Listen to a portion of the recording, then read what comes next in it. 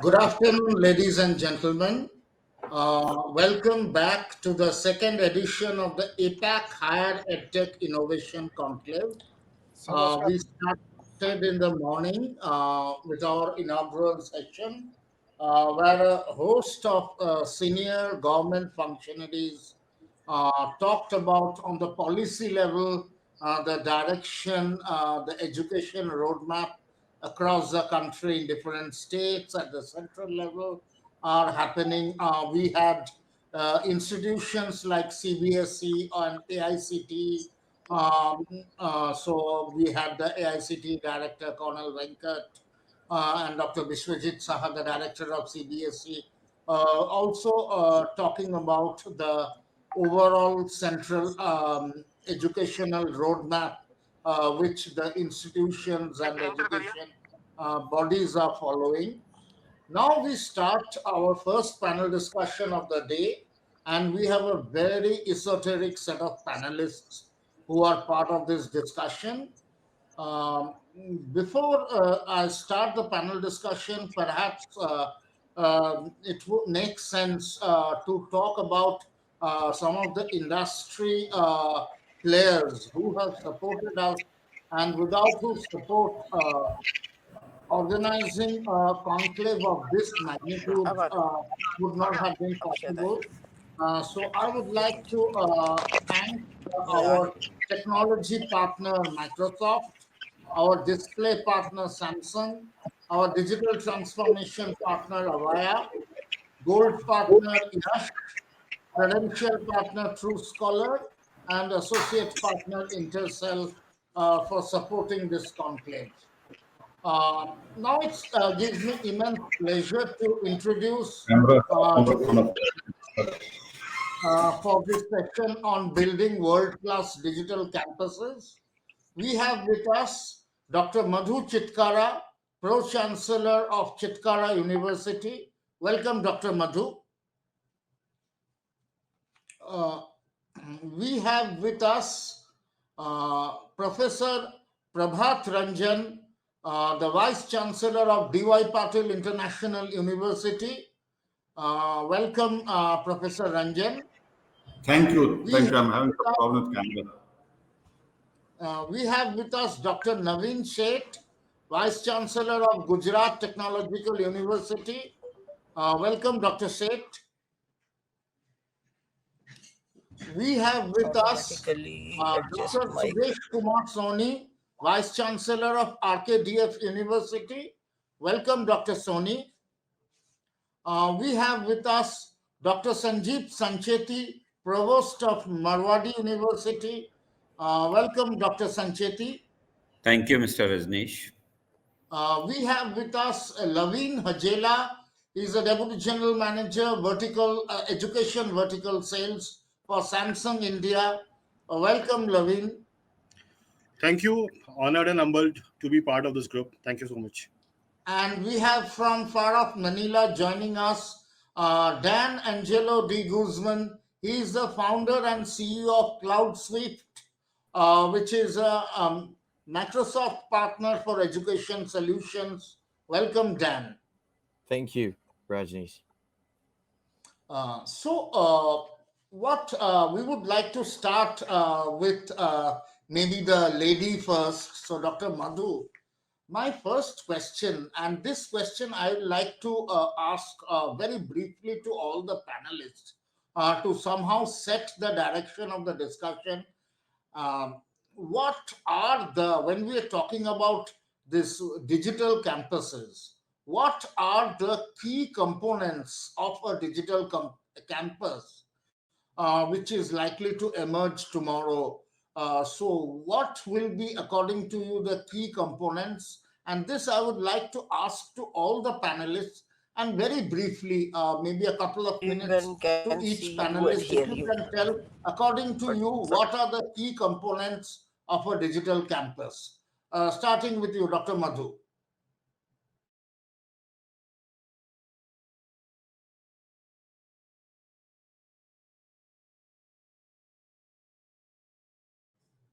I think there is some connectivity issue with Dr. Madhu. So then I will pass the same question I'll put to you, Professor Prabhat Ranjan. What, according to you, are the key components of a digital campus? Very briefly, if you can give your views on that. So just very shortly, I would say that in short, अब that एक पुणे वाला बोल रहे हैं वो Guru उसका Shishya भी Parampara that we have, which we still consider the best learning system, our digital system should take us towards that and make sure that we can scale up the Guru Shishya Parampara using digital systems to get the same kind of learning that we used to provide earlier. That is my dream of a digital system. Thank you. Thank you. That was very succinct. Dr. Seth, if you can mention what, according to you, should be the key elements or key components of a digital campus. Sir, you are on mute.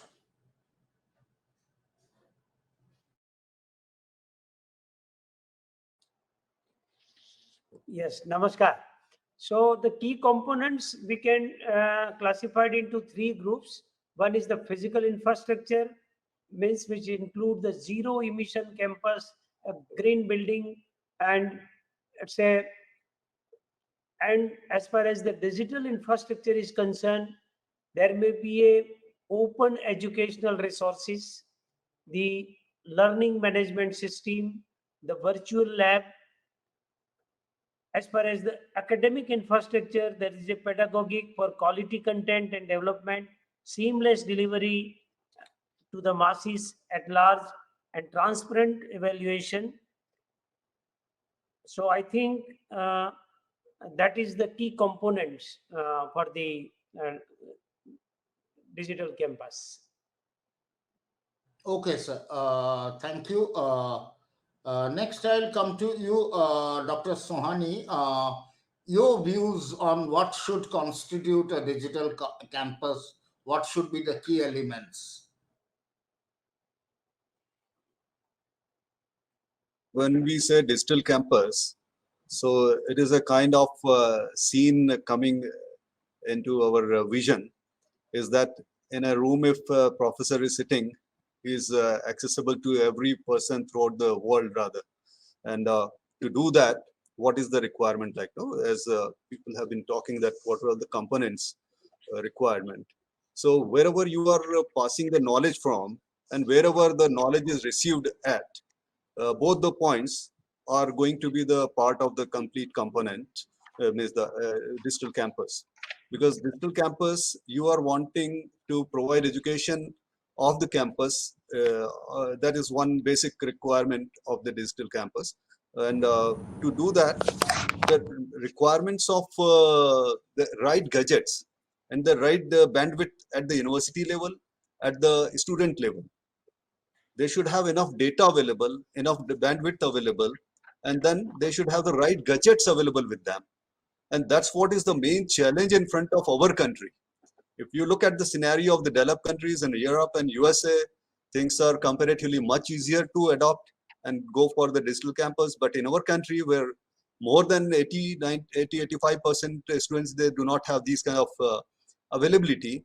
Say for that matter, if a student spends, say, 800 rupees for getting, say, I think it is 1.5 GB data they get, which get exhausted in 1.5 to 2 hours, at the most 2.5 hours. But thereafter what? So constantly, consistently attending the digital lecture, means remotely attending the classes and the lectures. This is the very minimum basic requirement. And this was, of course, taken care of by our few industrialists. Like they made the things free, and that thing government must take it up to provide these kind of gadgets as well as the data in a cost-effective manner. Then only things will come feasible. Otherwise, it will be limited to only 5 to 10% of the students and the institutions. We'll take up the challenges subsequently.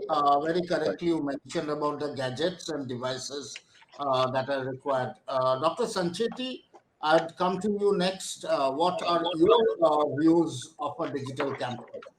the key elements. Okay, good afternoon to everyone. And I think the conventional campus happens to be what we call analog or physical or maybe face to face. At the best, one can call it physical if so required. But digital, in my opinion, would mean anything or everything which you do to deliver education has to be in that mode called digital, also called online, or maybe if you want a lighter version, you can call it blended mode or whatever it may be. Actually speaking, it should be from admissions to alumni. That is what an institution will do. That first, when they get admitted, there is a connect, and once they graduate and they remain alumni for a long time, they remain in connect with the institution. Anything in between, what you call admission to alumni, from age of 18, typically I'm taking age of 18 to 80, it should be done in a digital mode. So if I have to just list, say in a digital campus, the teaching learning should be in digital mode.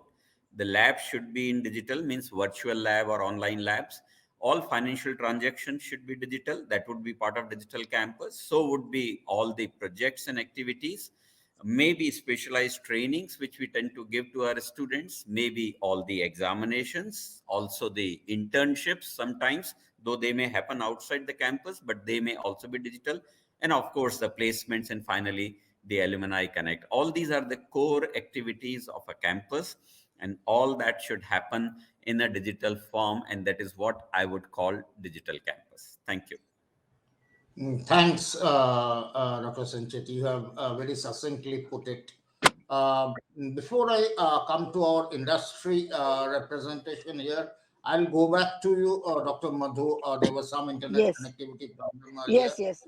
So I would Yes. like to take your view on what constitutes a digital campus, very briefly. So yeah, so I think the latest one is that during lockdown also we have seen that academic institutions of tomorrow are going to be more interdisciplinary, more research driven, and more technology oriented, and I think much more for the networking and international organizations.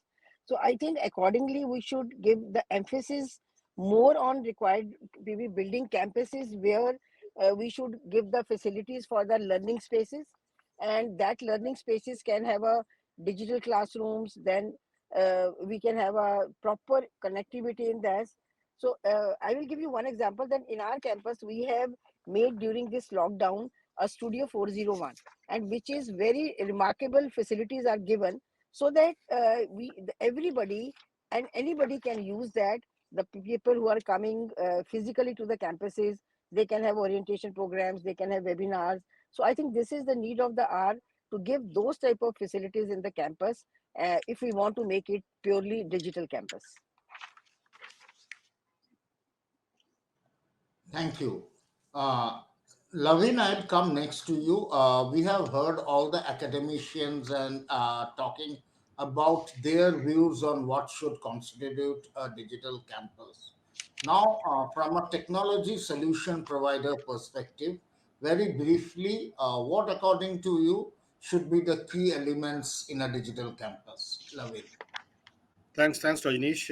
In fact, before I jump into your question, uh, from an industry perspective, and as a father of 12th going student, I'd like to thank education fraternity for what a wonderful job done in last 2 years. Uh, it has been like very challenging for all of us, especially for you, the administrators and education imparters. So much so for the students and parents like us. But I think industry has geared up. They have addressed those challenges chin up, and have done remarkably well in whatever best capacity they could do. So a vote of thanks, a note of thanks to all of you from Samsung as well as parent. So Rajneesh, I think we have heard from the experts out here, and I think one thing is very clear: a campus of today and going forward is beyond the realm of physical boundaries. So the physical boundaries don't limit that campus. As Sir pointed out, Professor Sohani, that it should be very easy for anyone and everyone from every nook and corner of city or any other country to be able to enter into the class and do an inclusive session or inclusive education gain basically. So when we as an industry talk about our education portfolio, we look into inclusiveness as number one aspect. That how inclusive is a teacher in imparting the education, or a student in gaining the education. So how inclusive is the experience, how engaging is the experience, is pretty much of the utmost importance. Then I think sir mentioned, Professor Sanjeti mentioned about the availability of resources. They should be beyond any kind of an control, open resources. So the learning management systems also come into play, that how agnostic is that learning management system, how easy it is for accessing the tutorials or making a submission out there. And I also heard something like virtual lab. I think virtual lab as a reality would uh, come into play when metaverse gets more into acceptance. As we move towards metaverse, virtual lab will also get fulfilled through that. So I think industry is aware about the challenges and preparing ourselves from these challenges. What we also need to understand is that openness to adapt and evolve. It's important for industry, it's important for the educational fraternity to be open about adapting changes, and be welcome about it. So that's it from me, Rajneesh, at this moment. Thank you. Thank you. Next, Dan, I'll come to you, and I would look at you to give a sort of a global perspective in terms of certain best practices which can be replicated even in Indian conditions. So, very briefly, what, according to you, are again the same question, the key elements of a digital campus, and what are some of the global best practices there? Well, thank you, Rajneesh, and very honored to be here with the rest of the academic community in India. Um, uh, for me, it's more of like the way we look at it whenever we work with our partners in the ecosystem as well as customers is end to end. So starting from uh, being open and the culture side of things of being welcoming about these new solutions in digital transformation in universities and academic institutions. Number one is having seamless experience, such as these online learning platforms, which is a combination of platform like learning management systems, virtual labs, as many of you already mentioned, has been a fantastic way of providing online learning experience so that engineers and the future engineers and future technical professionals of the next generation will be able to learn hands-on anytime anywhere, being seamless experience, and combining that with content and the virtual lab environments and learning management systems.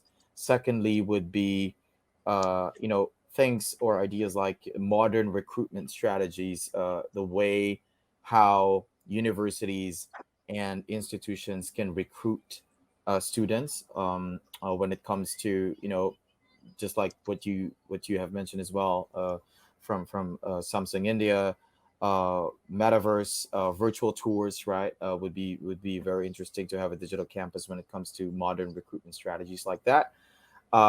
Thirdly, I would say would be having self-service um, systems that would allow more independence for students and lecturers to be able to for lecturers to create content, and at the same time for students to have a much more independent way of accessibility of these environments. And that again resonates a lot with like having platforms like automated virtual labs where learners and students can just self provision labs for themselves when they need it.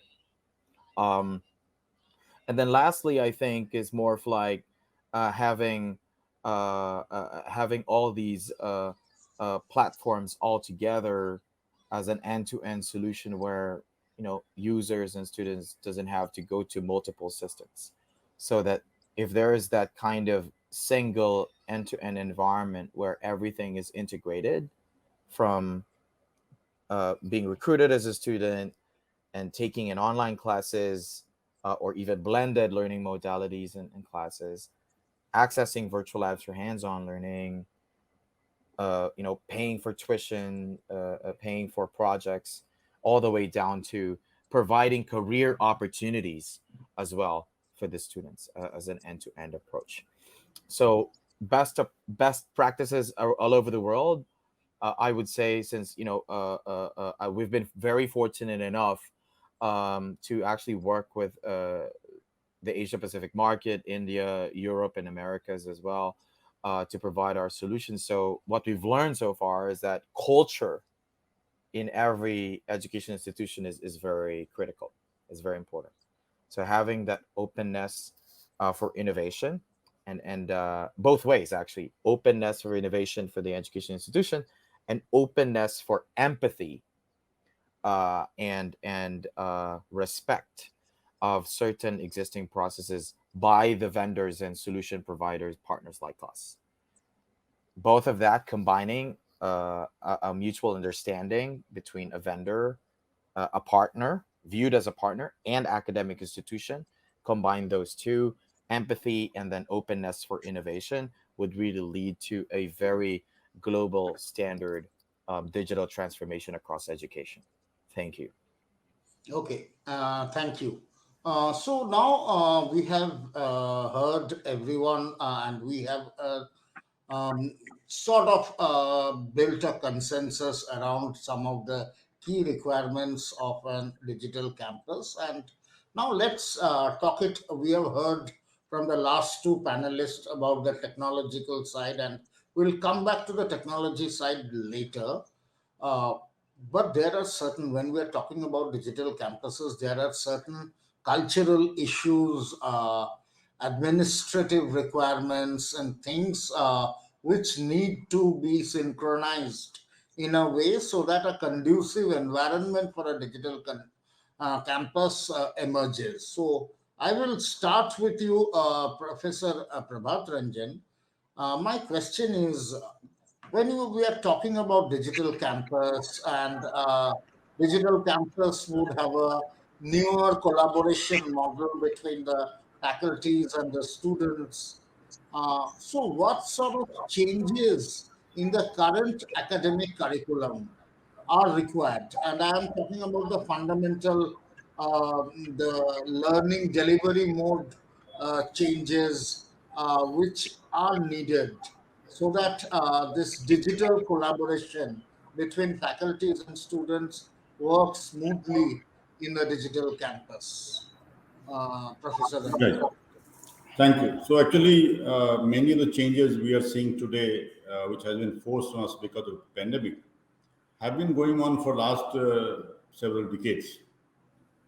And even last 20 years back, 22 years back when I joined the university, we were wondering about how to scale up education and how digital platforms can play an important role.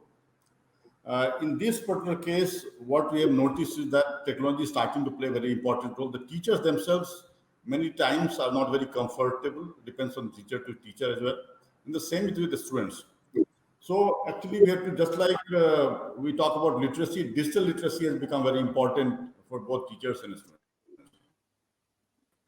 The time and the physical location, the boundaries are no longer there. So I do not expect that as a teacher, the student will come to me at a particular time during working times and ask a question, something like that. They want to be able to access the teacher anytime they desire. And this, of course, personally, some of us have been used to this, but many teachers are not used to this. That how do they access? So that's the other thing that, and then sometimes the students access you from different mechanism. I remember we had Orkut days, and that time the students will ping you from different places, trying to connect to you through, and you have to be able to answer to them. So these requirements have grown tremendously. What I have seen noticed is that the dependence on technology, which means the basic infrastructure, like internet, has become very critical. Even 1 minute stoppage of internet disrupts the whole process. So more than roads, the internet, availability of internet, its bandwidth has become important. Power has become extremely important because power fails, everything else goes.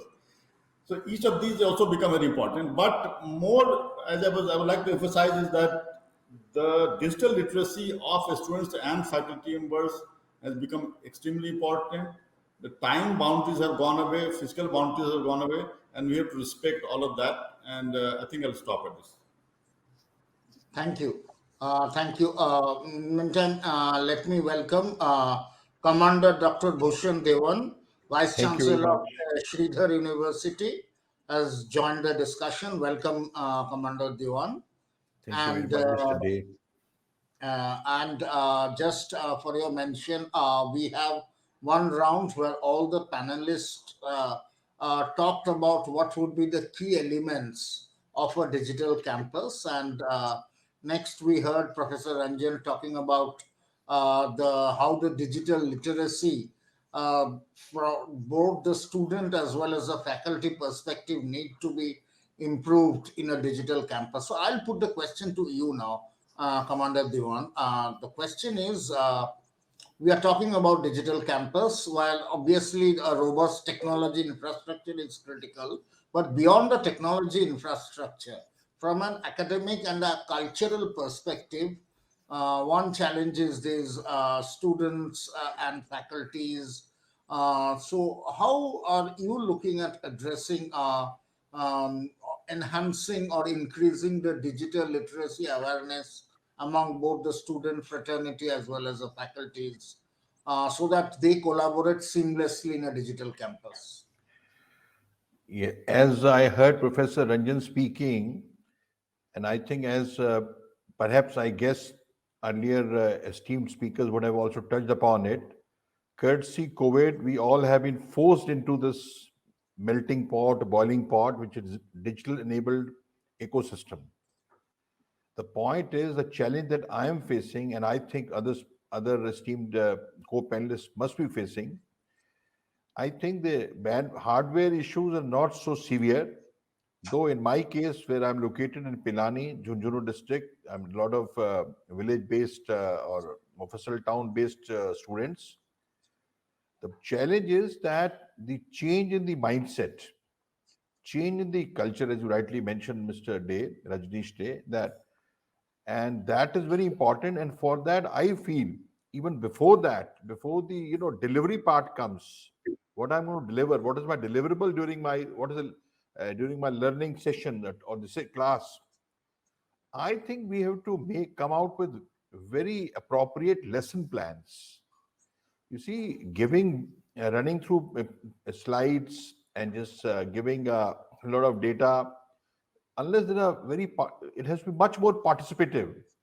Lot of exercises, things like the concepts like flipped classroom can be very much used here. Unless it is very participative, teacher loses control of the not control. I would say the the that environment is lost out, and some people are missing. There are which is a physical class. Everybody is there. You can figure out. You can ask. So the flipped classroom concept and exercises based, workshop based, and I think the lot of animation and a lot of videos and exercise at the end. So if that so the less the material has to be really re-engineered, number one. And so that is because the platform provides it. That is, we can make things more interesting. And but the issue is our faculty strength. I mean, in my university, I can say is rather low. So, lot of preparation will go into it. It's like when you say when there's an open book examination, you have to make much more preparation. When you have to take classes of this nature, you really have to prepare a lot. A lot of effort has to go. And same, so, and I think getting students into the whole can of this new system, new environment, crux of the matter is well planned material and well planned exercises based, experiential learning based. I'm happy those things which you've been talking for a long time, they can be done now. And I personally feel, I think if some challenge is kept before us, even things like, an engineering setup. I mean, we in the university, we have engineering also, management also, everything, law. Let's say, we even talk about virtual labs. So those things can also be done over here. So if things are made interesting, people can, all our students are busy. Facebook, YouTube, why are they busy? Anything is to be learned, they can learn there. So can we fit in? Can we use that attraction that these things have, YouTube or Facebook? Similar thing for our teaching. Teaching, well, it is transfer of knowledge and interaction. So challenge is this. And in this game, main challenge is getting teachers on board. A lot of training is required, a lot of handholding is required, because we as teachers have been trained in a particular mindset. I mean, I am ex TCS, vice president of teachers. I was. I mean, we know this. We have ions, and systems like that. So redesign of curriculum and the material and training the teachers. These are the challenges. Okay, thank you.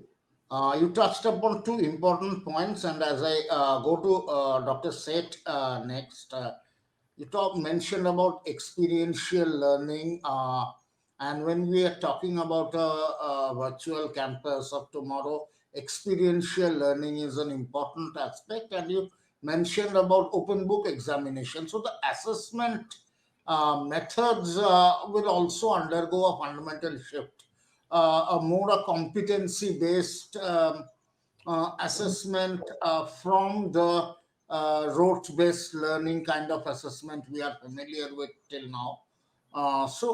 Dr. Sheikh, my question is again, both from a faculty perspective and student perspective, experiential learning and the change in the assessment mode, how these will be taken care of in a virtual campus. Sir, you are on mute.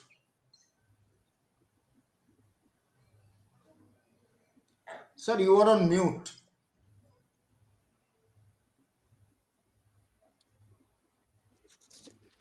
On a digital campus, so many, the Dr. Bhushanji has rightly said that the change in the mindset. The national education policy address all such things, but even after 1 year, many university are confused that how to introduce the multiple entry and exit, the academic bank of credit and choice-based credit system. Partially, it is introduced in very few university, but still many university, they are in a confused state. Now, online, this particularly the on-demand exam, that is also a new concept, and that is to be also to create that type of the facility. Then the e-assessment, so that is also to be required in a digital campus. That e-assessment, the conventional method of collecting answer sheets and checking and other thing, so e-assessment is also required. So many things, such things, that even a very good studio required at the university campus, the high speed internet, the server on cloud, and stimulator. In most of the universities, that stimulator is not, so that type of experience based learning, the stimulator plays a very important role. And a center of excellence, particularly in an emerging area like the blockchain technology or the AR or the um, cyber security, like that. So to implement in letter and spirit the national education policy, I think it will address all such things. Thank you very much. Thank you. Thank you. Dr. Sohani, I'll come to you next. Again, an extension of what we have been discussing, and one of the panelists mentioned another important thing is if we look across the country, we are a diverse country with very heterogeneous setup. One, the quality of internet connectivity across the country is definitely not uniform. And even someone mentioned about the power infrastructure, that is also not uniform. And in a when we are talking about a digital campus or a virtual campus and the virtual mode of education, as we have seen in the last couple of years during the pandemic, internet connectivity and power are two critical components. And when there is not uniformity in availability of those infrastructure, how would an academic institution manage to run its virtual campus, notwithstanding those challenges? Dr. Sonia. Yep. Exactly, that's what I was wanting to share with all of entire galaxy of panelists. Uh, when in the March 2020, because of Corona, we could learn a lot, and these kind of challenges, how we developed our strategies to do that. No, because this challenge was there, that there was no availability of data with the students, and neither gadgets, even the smartphones with many was not available. And there were no guidelines available, whether it is from any regulatory bodies, whether it is the higher education department or regulatory commission of the university of the state. We do have one regulatory commission also, in addition to the higher education department in Madhya Pradesh. And then UGC and AICT. There were no specific norms how to go further. No? That March, I think the last week of March, when our Honorable PM declared the complete lockdown. So the first thing came into our mind that how to complete the syllabuses and then conducting the exams and then admission processes. Of course, admission processes were already digital, and then many things were already on our ERP. But conducting classes, when a student, they don't have so then we had to simply pass on the best possible lecture notes and all. But the next challenge was the examination. As you have very perfectly said, Rajnishji, that the limited availability of the internet connectivity. So what we tried designing, I just tried knowing what is the world doing all around, and then in the state and our top universities. Then one NIT is there. The director and myself, we sat down and then tried coming up with some solution with a kind of this basis that in case whatever we plan, if it is rejected by any regulatory body, we'll go for the physical things as well. So that time we just wanted the student should have some 10-15 minutes of availability of the network in the beginning of the examination of 3 hours and at the end of the examination. When we are sending them the papers, the question papers, they should be able to download that, and then they should start writing the examination on the templates we provided, and they were asked to be ready with 100 sheets or 200 sheets for the entire 5-6 subjects, and they were all prepared. And if they do not have connectivity, they should be at some point where the connectivity is there for 10-15 minutes in the beginning and 10-15 minutes when they scan, and then just push it back on the net on our ERP. So that's what was the challenge we had to find some way out to cope up with. So that of course worked well, but the point was there when it is an examination and then the student sitting far away from you, how to monitor them, whether they are copying or not. So then in our processes, we have to take the processes done, like Board of Studies and Academic Council, and then we prepared complete set of rules and all. So one very key rule was that the paper setting has to be in a way that the students should be required to crack it. Like, it's not a straight way if they can block copy from here and then do it.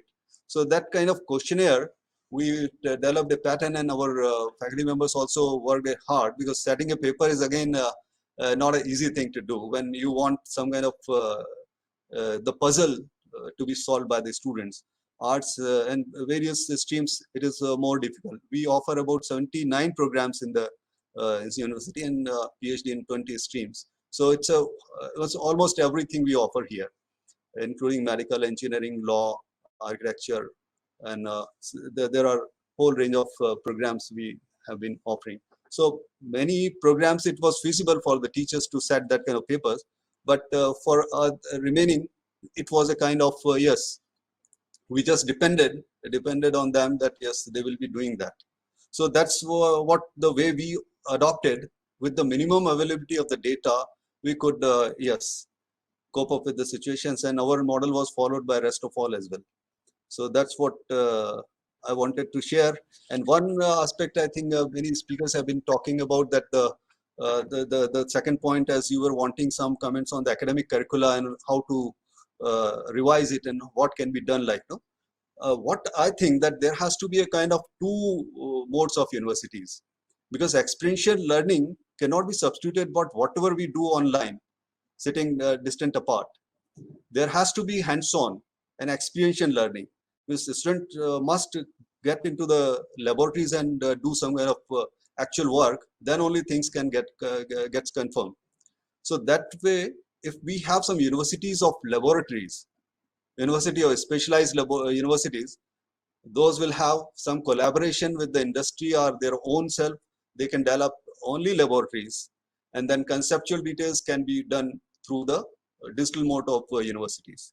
So in that kind of coupling, if takes place, can only be a kind of solution. Otherwise, without hands-on, because most streams, and it's more than 50% streams are like that, where you need some kind of hands-on. All medical, all engineering, law, and pharmacy, unless until they do hands-on, things cannot be got confirmed. Well, means that virtual laboratories, you can get them the concepts, they can understand the SOPs, the processes, and whatnot. But unless until they do it themselves, like in civil engineering and many streams, you look at that. So True. things will be missing otherwise. That's what I think. Thanks. Thank you. Thank you. So, Dr. Soni you talked about some innovative solutions in terms of what you have already done, and more on the curriculum side, what can be done. Dr. Sancheti, I'll come to you. We talked about this innovative solutions to counter these internet connectivity, power infrastructure, these issues, and adoption of other technologies. It brings a very fundamental question in terms of all the technologies cannot come cheap or free. This infrastructure, having a technology infrastructure, requires expenditure, and obviously, an academic institution to bear it has to pass on that expenditure to some, at least some portion of it to the students also. Now, my question is again, India being a heterogeneous country, there are students from different socio-economic strata who come to your university. So, when it's imperative that a digital campus is required, virtual mode of learning is essential, which means more technology coming in, but at the same time, how do you manage the expenses so that students from all socioeconomic strata can afford that? Professor Sanchetti. Thank you, Rajneeshji. Thank you for this question. I'm a technologist, so I think I'll be very happy to answer that. And let's understand a fact that change is always difficult. Change would be difficult. Status quo is the easiest thing in our life, which many of us try, naturally or otherwise. So let it be. But change is sometimes forced, and forced by conditions like corona pandemic and all that. And the change has to be accepted also. Those who do not change do not survive. Cost in physical sense may be high, but cost in overall sense may be low. Let's accept the fact that technology, the great use of technology is happening for last 200 years, whether it's steam engine or electricity or telephony or whatever. It has taken its own sweet time to come to the last level, or even today it has not come to the last level, though it started 200 years back. So those expectations that internet will reach every corner of the earth, it's not possible scientifically, or as a communication engineer, I can tell you that every spot cannot be covered. So let's not be under false impression that technology is a solution to everything, but fortunately, technology is solution to the most of the things. If you see the implementation of the technology, as it is moving from ages to ages or decades to decades, the implementation is becoming faster. I must say that once the internet came, it became faster. Once the Gmails and other things and Googles and other things came, it has become faster. GPS has become even faster. Maybe Facebooks and other implementations of Instagram, the adoption is becoming faster. Imagine the electricity is still not reaching the farthest point on the earth. So one, the speed is better. Once the speed is better, the return obviously is better. Number two, technology once multiplies and gets used in every sense everywhere, the cost becomes lesser and lesser. You probably will see the solar, the way it is going. I'm just giving you that example, that solar is now producing electricity at 2 rupees or 3 rupees or whatever that may be locally, which otherwise is 8 rupees or 9 rupees or 10 rupees. And once again, the transportation, etc., will become cheap because the energy is going to be cheap. The point I'm trying to tell you is technology once sets in any domain, it has its impact. educational world probably was little slow to adopt to that. Corona was needed to push that into education domain. And now that we are forced to adopt, or now that we have understood the dynamics of it, it will become cheaper. Give me an example of a technology which has been developed purely for educational reason. Not yet. Most of the technology is developed because of defense and the medical reasons or health reasons, but then they get adopted. Very soon you'll find, since there are tech companies there, I'm sure they'll be happy, Samsung and others, that they will be developing technologies directly for educational purpose. And that's when the real benefits will accrue to all of us. That's when it will become cheap. And let me just give you an example by saying that, yes, there are issues.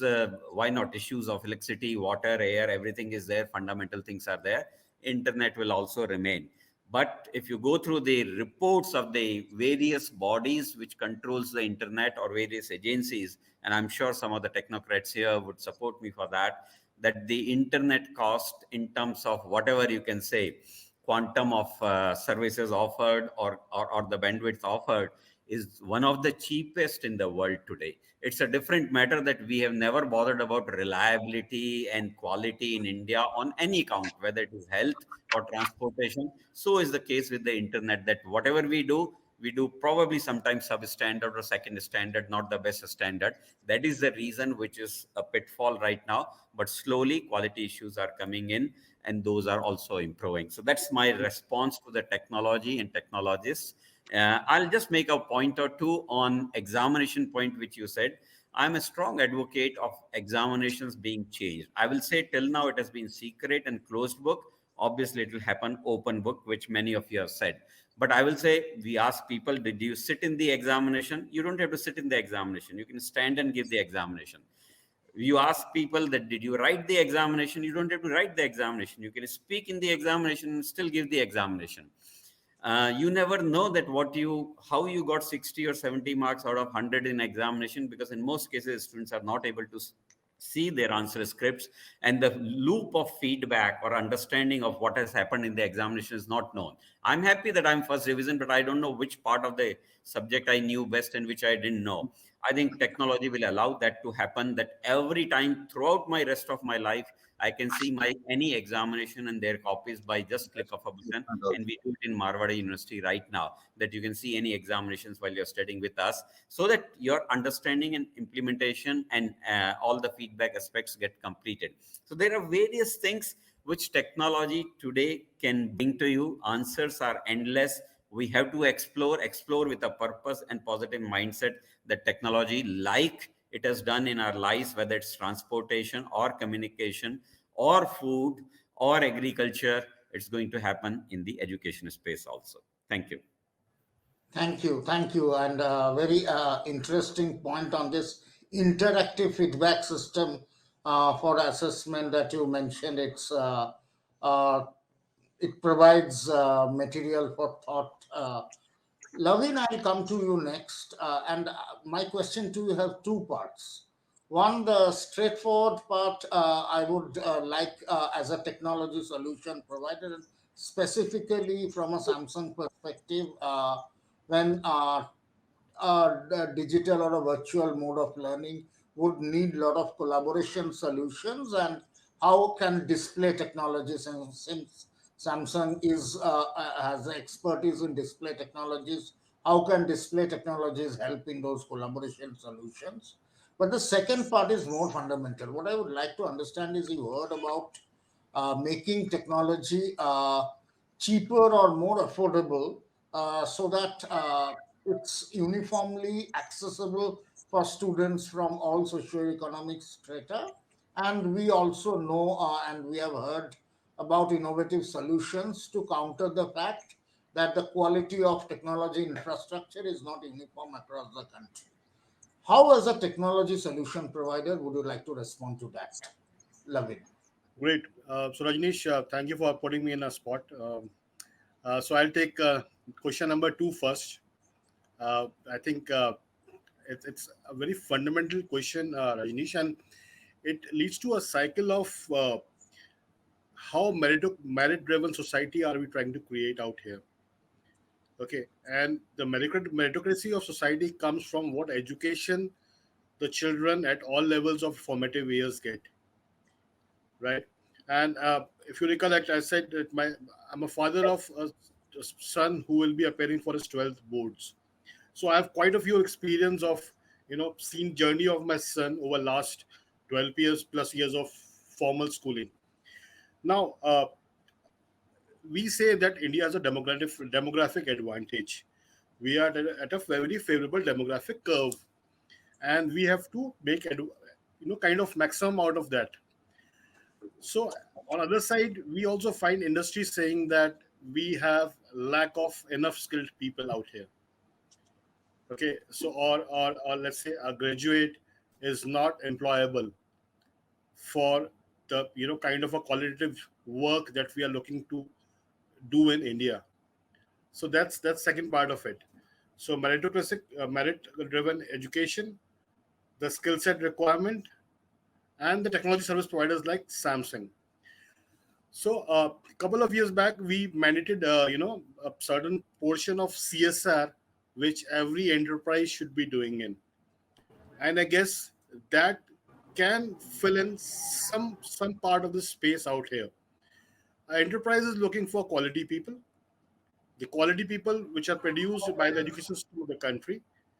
So my fair guess is a lot of enterprise should do a substantial contribution of the CSR to fund the research-driven educational institutes, which in a way will be kind of a subsidizing of technology adoption, because the cost of technology adoption also comes down once the R&D is done, the product is ready to go in a production environment, ready to get adopted, and then we get outcomes out of it, technology adoption.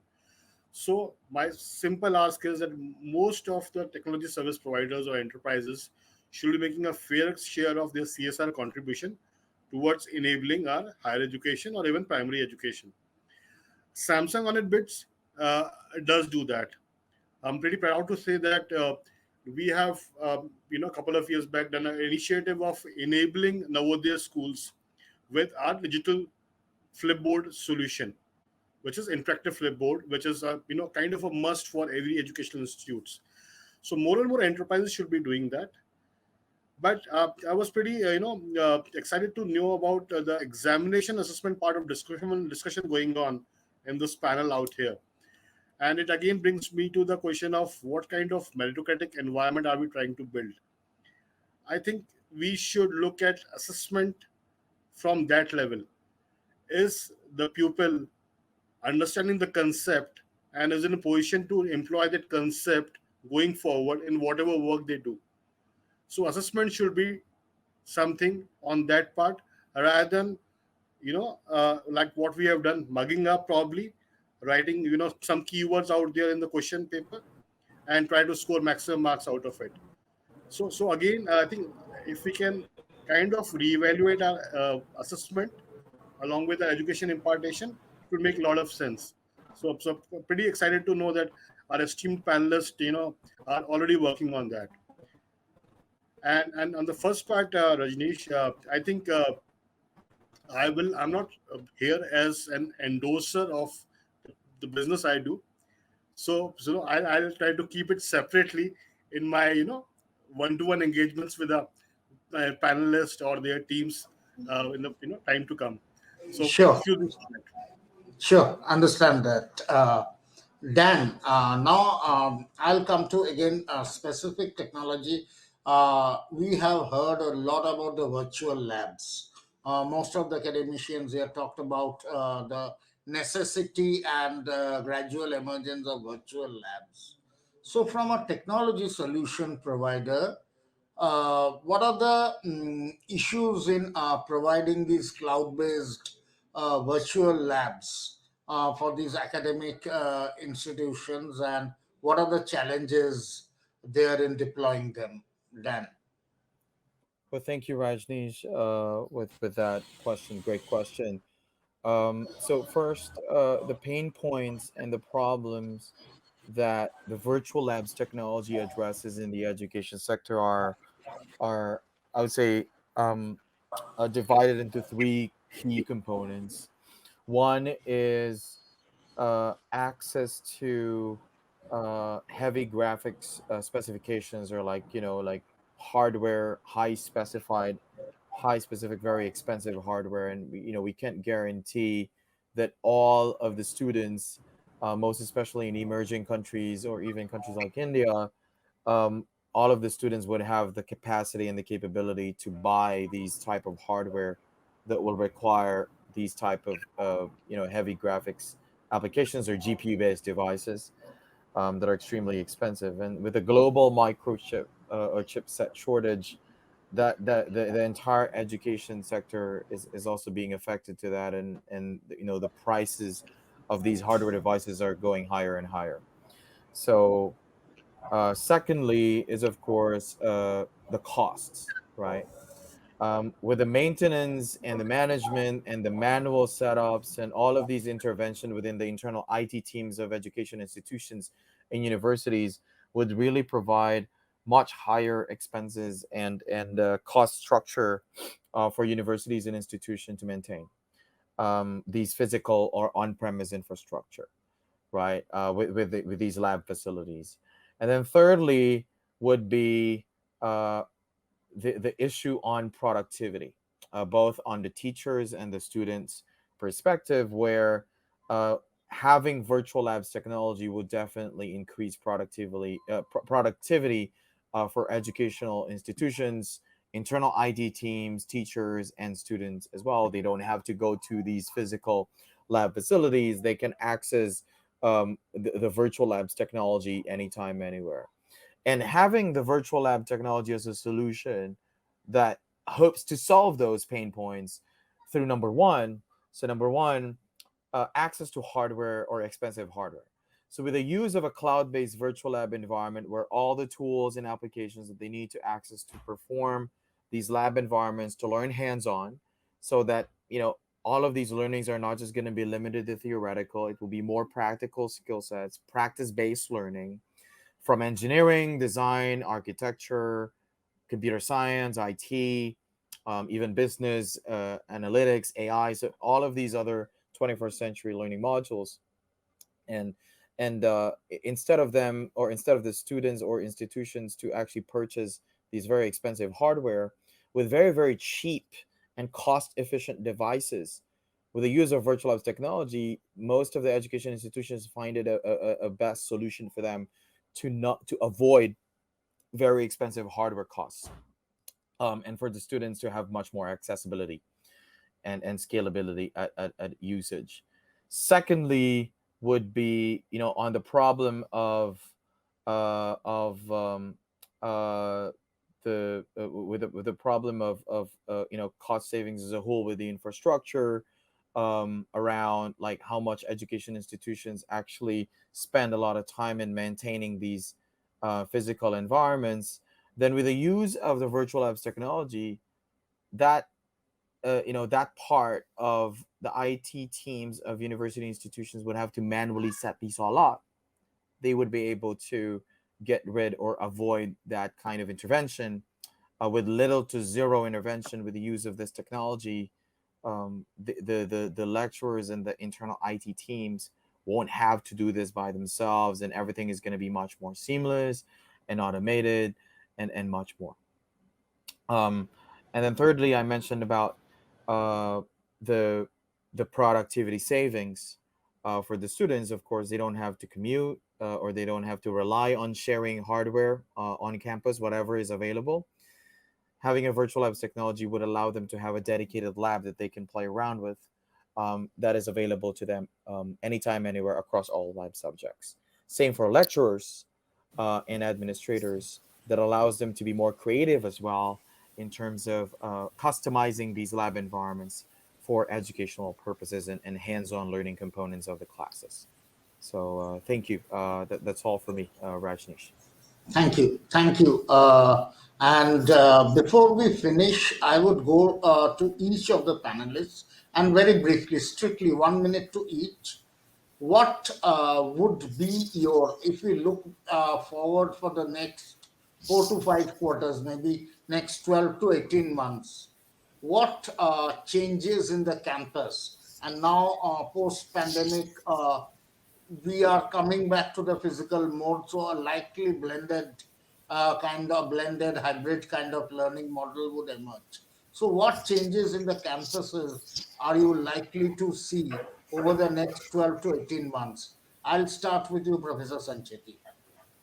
Thank you, Rajneesh, for this opportunity. Changes, of course, are going to be many, but the priority, if I would say, since you are on the virtual lab, I would say virtual labs are must because they are scalable, they are reliable, they are repeatable, they are affordable, they are safe, they are 24 into 7. Various features are there. Government of India started 10 years back on that, and today it has become a need, and not only need, a big support. And by the way, virtual labs are not only what you call on the cloud.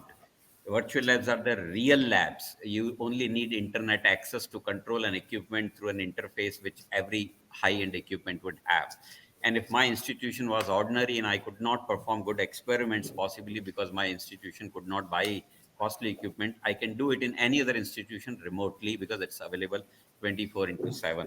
There are various features which are there. All of us should possibly create virtual labs in collaboration. What Sridhar University does, or DY Patil does, or GTU does, should not be replicated by Marwadi and vice versa, so that we can all collaborate and help each other cut the cost. Cutting the cost will anyway happen because of 24 into 7 uses, but otherwise also collaboration. The other two sets of change which will bring in 12 to 18 months is one, student centricity, which NEP desires. So basically, flexibility or openness for the students. We will have everything what we call multidisciplinary, interdisciplinary, and transdisciplinary delivery of the courses. Probably will allow them to make their own courses or maybe make their own degrees and make the implementation of ABC completely possible, which people have to yet to understand what is it, whether students or faculty or institution or even the governing bodies of ABC will have to understand that. So number one would be implementing ABC, what you call student centricity, would be important. And number two would be that we need to advocate very strongly for blended teaching learning. A student can decide whether he wants to sit at home and study or in the class, or similarly, a teacher can decide on certain things. So basically, diversity of teaching learning methods, use of AR, VR, animations, or whatever these may be, which are there, all these things should be included in that, because once we do the blending and such things called technology based support, probably you will find out that the GER expectation of NEP, which needs to go to 50% from currently around hovering around 27%, will possibly happen. And fortunately, the new setup, new establishment of UGC or the government is coming out with schemes after schemes to support such initiatives. And I think that is what we'll be implementing in times to come. Thank you. Thank you. Commander Diwan, I'll come to you next. Yeah, What, yeah, very briefly, do you yes. feel could happen in the next 12 to 18 months? Uh, Rajneesh, I really want to say that even the current digital infrastructure that we have, it is not fully exploited. So my focus is like if we tell our students discovery learning, let's not wait for very huge White House type hardware software. Discovery learning means let's start doing it. So crux of the matter is program management. And that way we go on doing it incrementally, we learn the problems and then solve them. And over here, Samsung or other providers could come with suite one, suite two, suite three solution, a total solution. Ab initio organization, what small things? And we could start with that. And second thing is, I mean, I need to train two people, a digital champion team. That team of two people should handhold my staff, my faculty, my students to get to buy into this new system. And third thing is coming back to the this curriculum change, things we talked about many, the material change, learning material change, a lot of question banks, program learning. Like in TCS, we ran Six Sigma program. You can't have the luxury of teaching Six Sigma to everybody in a class. So program learning using software, one level of difficulty, I fail, I go back again, and then I go to program learning. Things have to be, curriculum has to be developed. So, and at the end, you check the skill level, expertise level obtained, E0, E1, E2, E3, and that is how you grade the people. So program learning is the focal point to my mind for deliverables, learning outcomes. Thank you. Thank you. That's an interesting way to sort of maintain the quality and the standards of the learning programs. Professor Ranjan, your views on what would happen in the next 12 to 18 months?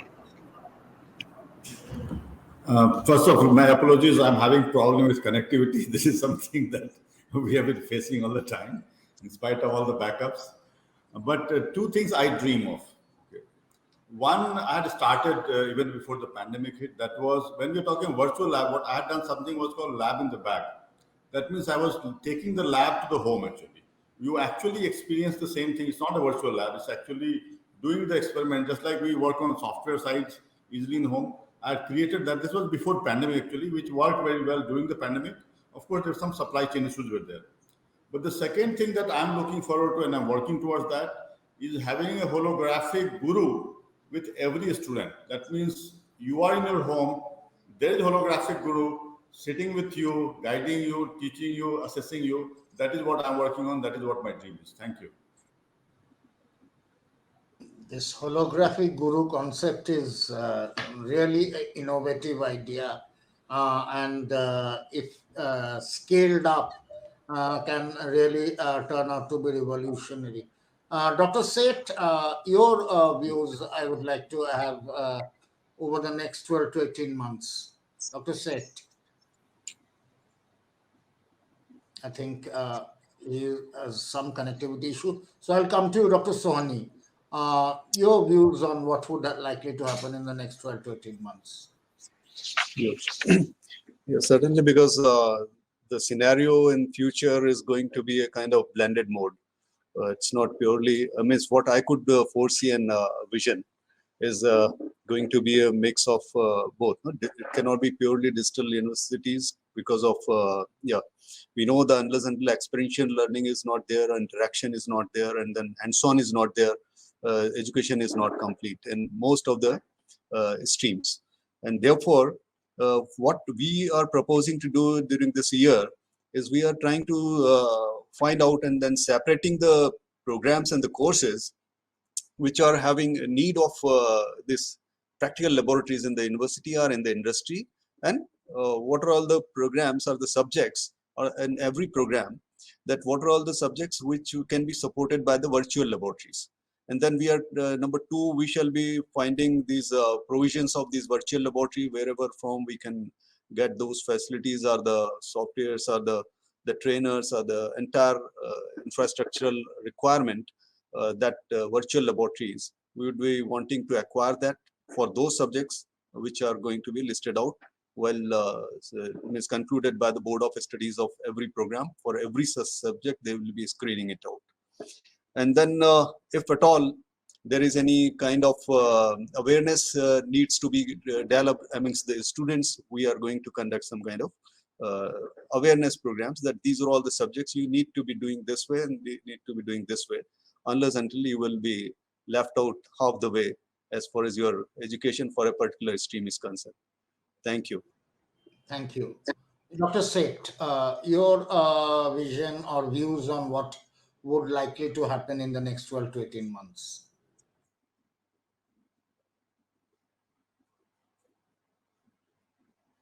Sir, you are on mute. Yeah. The earlier speakers given all details about the virtual lab. In due course of time, there will be a like a pandemic. During the pandemic time, all are forced to go for online. In my university, we have 500 affiliated colleges and about 17,000 teachers. I have surveyed the teachers. Before pandemic, only 3% teachers, they are using the online mode. But they now 100% teachers, they use the online mode. So in due course of time, in all the institution, there will be a student life cycle management, the admission, fee management, library, timetable, attendance, hostel, transport, everything will be on a digital mode. The faculty life cycle management, the employees data management, the performance management, employees training payrolls, the university life cycle management, the overall infrastructure management, exam conduct, result preparation, paperless administration, online paper gateway. So I think this all such thing will be there in uh, all the campuses, and even the national education policy also focus on the anytime anywhere, means the stakeholders can access the facility of the university from anywhere from any time. So I think this will be the uh, proposed changes in due course of time. Thank you. Thank you. Lavin, briefly, your views on likely future, the near Sure, future. Rajnish. So, must admit, we're pretty enlightened. Three primary takeaways, and these takeaways are from the discussion and views of all the panelists. But to the point of Professor Sancheti, blended education, blended campus is the way to go. It enables a proportion of students who have probably special needs to get best of quality education, or there's a proportion of students who probably thrive in a little confined or siloed environment. So probably they have more grasping power in blended environment. So that's the point taken. To Commander Dr. Bhushan's point, sir, point very well taken. For all the technology sailors, the usage and adoption is the key, because if technology is implemented but not used to its hilt, it's of no use to anyone, not the seller, not the buyer. And I believe all the technology companies commit themselves and will pass on the message going downstream as well, when we meet in our fraternity and within the organization. So point very well taken, sir. Third, the kind of entry barrier on technological adoption because of financial viability. Industry is pretty sensitive to that cause, and they are more than open in terms of working on their P&L to serve the education fraternity. That's a commitment from our side, and I believe other technology providers will be happy to comment on that as well. So, point very well taken, and all these are my takeaways, Rajneesh. Thank you, everyone, so much. Thank you. Dan, you have the last word. The likely scenario which is going to happen in the next 1 to 1.5 years as far as campuses are concerned.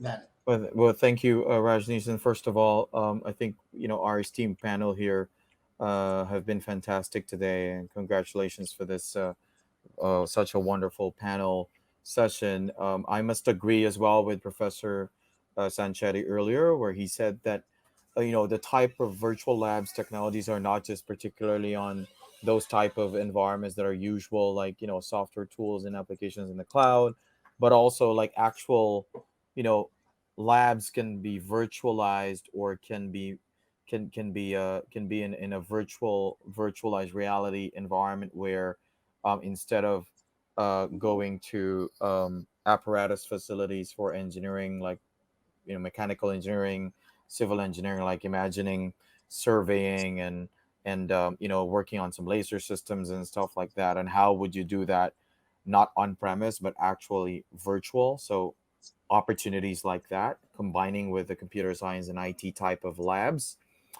Secondly, I must agree as well with the rest of the panelists, Dr. Sudesh and Laveen of Samsung India, in terms of the importance of blended learning. I think Commander Bhushan Dewan as well mentioned that, and also Professor Prabhat, that blended learning is still here to stay. Digital learning is great, but there's that importance still of having actual face-to-face trainers and instructors that can guide the students, not just on actual actual subjects or classes, but also in terms of decision making, in terms of career, mentorship, making it a little bit more personal, and that level of engagement is teaching a lot of values the students as well. And the last thing for me is that just some sort of like an idea or realization where I think it will be a great opportunity for Indian institutions, or actually not just in India, and maybe some of the Indian institutions are already doing this, is that kind of content collaboration partnership amongst the top universities and institutions in India, where all of those institutions can combine their expertise in terms of their fields and faculties in building either, let's say, virtual labs content and other asynchronous content or programs where it can be shared to other Indian institutions, corporate, as well as other institutions even outside of India, right? Because the opportunity of like across Asia as a whole, for example, where we know that engineering and IT programs in India are top notch, and we would like to actually have that kind of quality as well in countries like the Philippines or Malaysia or other countries out there.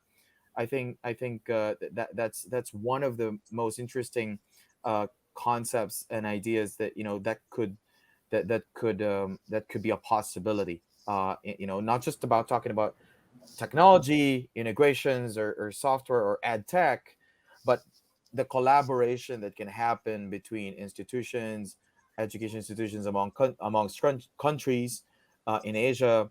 I think would really change the game as well, and having that kind of top-notch global standard education in the sector. Thank you so much, everybody, and huge respect to all of our academic leaders here. Thank you for being here. Thank you. Thanks, Dan. With that, we will conclude this panel discussion. Very briefly, the main salient points that came out, that blended learning is the future. And there need to be a reorientation, not just the students, but also among the faculties. Some innovative technologies are being used to maintain uniformity and even reducing costs. And from the technology solution providers, providing CSR, under CSR to the education sector can be one of the solutions. Thanks to all the panelists for such an insightful discussion. And we would really appreciate if you can join us over the next couple of days for some of the other sessions. Thank you. Have a good day. Thank you. Thank you. Thank Thanks a lot. you. Thank you. Thank you. very much. Take care. Have a great day. Yeah.